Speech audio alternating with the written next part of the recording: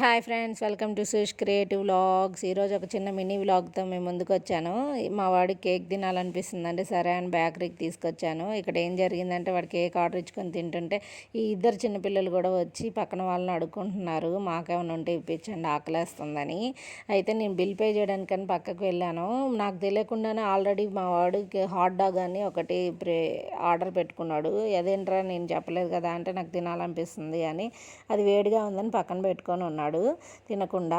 అంతలోకి పిల్లలు అలా అడుగుతుంటే వీడికి మనసులో ఏమనిపించిందో ఏమో తెలియదు, వెంటనే తీసుకెళ్ళి వాళ్ళిద్దరికి కట్ చేయించి ఇచ్చాడు. ఇచ్చిన తర్వాత అందరూ ఇదంతా నేను చూడట్లేదు, బేకరీ వాళ్ళు చూసి క్లాప్స్ కొట్టి హీరో హీరో అంటే చాలా సంతోషం అనిపించింది. గొప్ప కోసం కాదు, కాకపోతే పిల్లలకి ఇట్లా గివింగ్ అన్నది నేర్పించాలన్నది కాన్సెప్ట్.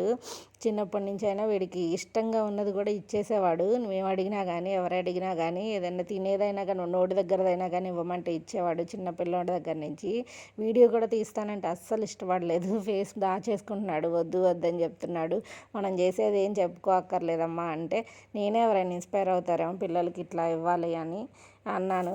అందుకని చిన్న బిట్టే తీసానండి, అందుకే స్లో మోషన్లో పెట్టాను.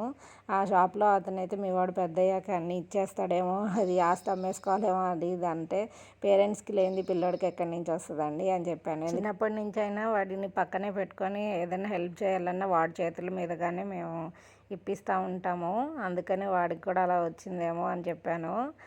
ఎవరైనా పిల్లలు ఇన్స్పైర్ అవుతారు కదా అని చిన్న బిట్ తీశాను. నాకు ఇష్టం లేదండి అలాగ చూపించుకోవడం, గొప్ప కోసం కాదు, కానీ పిల్లలు మనం చెప్పకుండానే వాళ్ళంతటా వాళ్ళే ఇచ్చినప్పుడు చాలా హ్యాపీ అనిపిస్తుంది. ఈ చిన్న బాబు కూడా వాడు సగం తిని కొంచెం డాగ్కి పెట్టాడు.